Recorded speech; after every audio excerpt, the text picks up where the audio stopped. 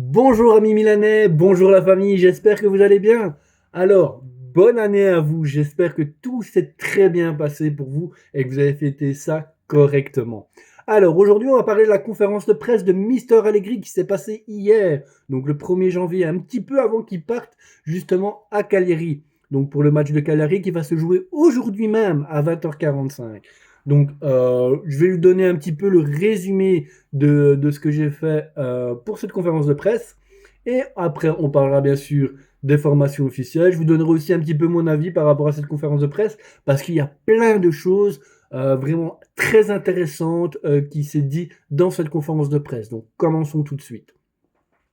Mais bien sûr, avant de commencer, j'allais oublier toujours un petit pouce vers le haut, le petit commentaire pour me dire si vous appréciez ou non mes vidéos et de ce que vous avez pensé justement de l'interview de Mister Allegri. Et bien sûr, vous abonner à ma chaîne, ce qui est logique, hein.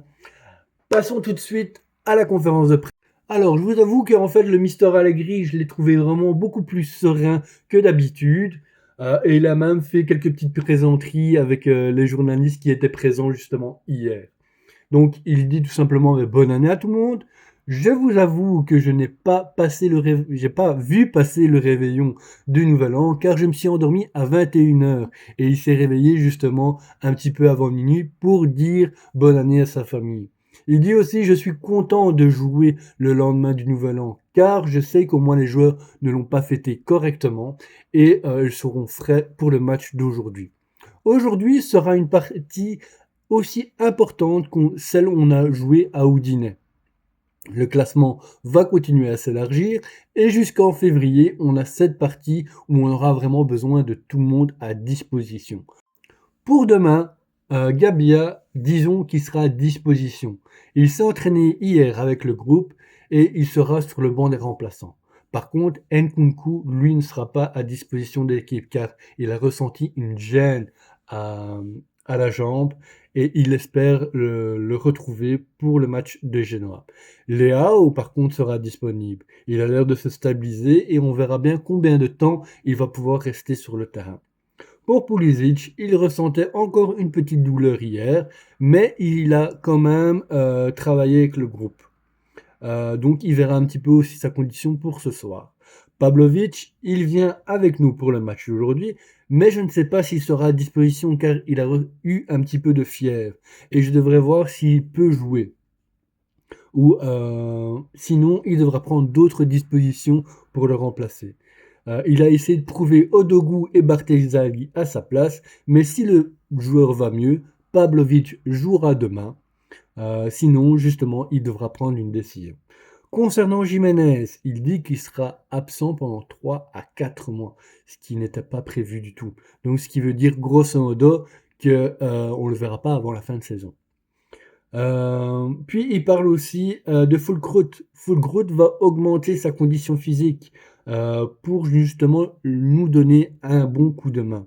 Il sera à disposition demain, donc pas aujourd'hui, mais il commencera sûrement sur le banc des remplaçants. Puis il rajoute mon objectif, comme je le répète, c'est tous les ans que le Milan soit qualifié pour la Champions League.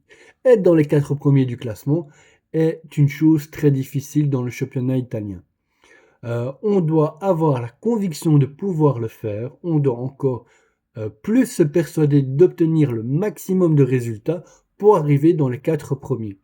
Je dirais pas que je serais content, mais si on arrive dans les 4 premiers, qui est notre objectif principal, cette année, comme d'habitude, bel et favoris sont le Naples, car ils ont gagné le championnat l'année passée, et l'Inter, qui sur ces 5 dernières années, ont été entre le premier et le deuxième du classement. Les garçons doivent comprendre qu'en fait, qu'une balle peut décider le cours d'un match, d'une partie, mais surtout changer la saison entière. Donc dans ce sens, il faut bien travailler, en tout cas que ce soit dans le bon sens ou dans le mauvais sens. Voilà, je ne sais pas ce que vous avez pensé un petit peu de cette conférence de presse, mais il y a eu pas mal d'indications par rapport à ça, notamment qu'on n'était pas au courant que Nkunku ressentait une gêne au niveau de sa jambe, que Pavlovic, c'était un risque qu'il ne soit pas présent comme titulaire pour le match, car il a eu de la fièvre. De ce fait-là, il y a une possibilité que Barthézali, lui, à ce moment-là, le remplace. Nouvelle aussi concernant Jiménez, à la base, on parlait de 1 mois et demi, voire maximum 2 mois. Là, le Mister dit 3, 4 mois. Ce qui, comme je disais tout à l'heure, nous projeterait en fin de saison. Donc, grosso modo, c'est comme si le joueur n'était plus à disposition de l'équipe. Voilà, en tout cas, moi, c'est un petit peu ce que j'ai ressenti par rapport à cette conférence de presse. Je l'ai quand même trouvé serein par rapport à son commencement de conférence de presse. Maintenant, par rapport à la composition de l'équipe probable pour le match d'aujourd'hui, que je répète, qui va se jouer à 20h45. Donc, comme d'habitude, Mike Maignan dans les cages, suivi de Tomori, De Winter, Pavlovic avec des guillemets. Si ce n'est pas le cas, ce sera Barthézali pour moi qui fera le troisième défenseur. On continuera à avoir Alexis sur la droite. Fofana est de retour à côté de Modric et Rabiot.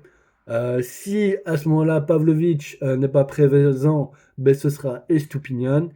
Ouais, ce sera Estupiñán à la place de Barthézali. Et pour notre attaque, on finira par Rafael et Pulisic. Donc voilà, pour aujourd'hui, ce sera tout. J'espère qu'en tout cas, ma vidéo vous a plu. N'hésitez pas à me mettre des likes, des commentaires et vous abonner à ma chaîne parce que c'est vraiment la chose la plus importante et qui fait évoluer ma chaîne. Plus vous commentez, plus vous likez mes vidéos, plus les gens vont pouvoir me voir. Et comme j'ai toujours dit dans mes vidéos, moi si je fais ça, c'est parce que je suis un grand fan du Milan, que j'aime le Milan. Et j'ai remarqué que sur Internet, il n'y a pas beaucoup de chroniqueurs francophones qui parlent du Milan. Et c'est pour ça que moi j'ai vraiment envie de vous donner un petit peu aussi ma passion pour le Milan et vous donner vraiment toutes les informations nécessaires pour avoir une bonne compréhension de l'équipe.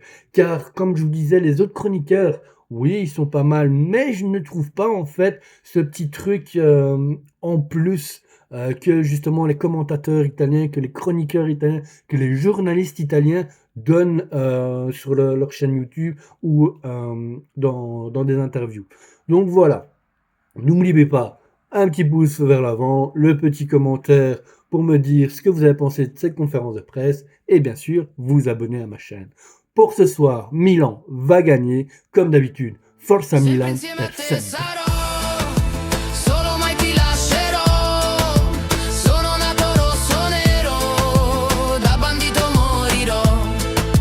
Il battito che sale, corre forte.